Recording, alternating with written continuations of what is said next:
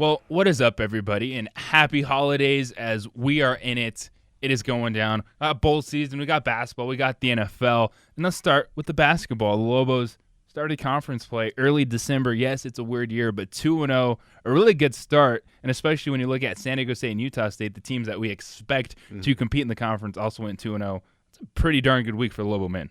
No doubt about it. And, I know we talked about on the sports bar, all right, if they split these first two, that's fine. It's not the end of the world. There are a lot of games left to be played later on, but to start out 2-0 in conference play, to get wins in both of these, including one on the road, I think is huge for this team.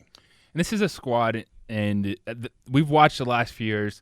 There's always hype, but just can't live up to the expectations. It finally feels like they do have the pieces across the sport. Because when I watch this team, it feels like they can play multiple styles.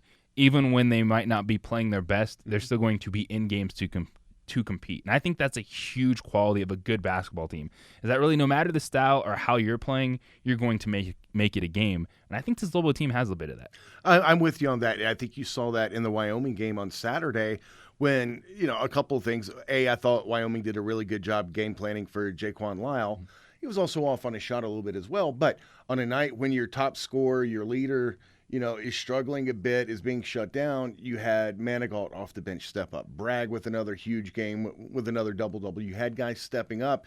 In the past, if your leading scorer gets shut down or is having an off night, they were in a lot of trouble. They were able to win pretty comfortably despite Lyle being really well guarded.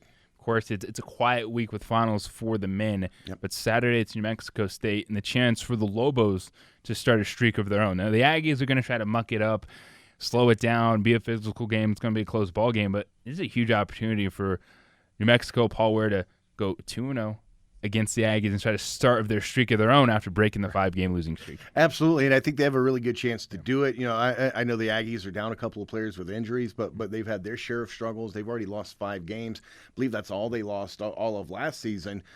So I think Saturday, at the Pit, that's going to be a huge matchup and a really big opportunity for the Lobos. All right. Football still looking for a head coach. I know all of us have our ears around. We're talking to people. Have you heard anything? I don't know what Eddie's doing, but the athletic director, Eddie Nunez, he's done a great job of at least not letting names float out. Like, there's not even stories of, well, sources say this guy's a candidate. Like, there's nothing. Like, what's going on? I just assumed that was going to be a stipulation added to the New Mexico Bowl. The winning coach gets to be the next head coach of New Mexico. Is that not the case? Rocky Long, Jim McElwain? It's possible. Well, I'm thinking by the bowl game we should have a head coach at the university. I would think probably, maybe even sooner than that. Especially with what we're seeing. It looks like for Colorado State they're narrowing in on Butch Jones as their next head coach, offense coordinator of Oregon, potentially going to UNLV. So you're starting to see these spots filled. So we'll see what the Lobos have to do. All right, NFL, big topic. The Patriots did it again. Did they cheat, yes or no? I really want to say no.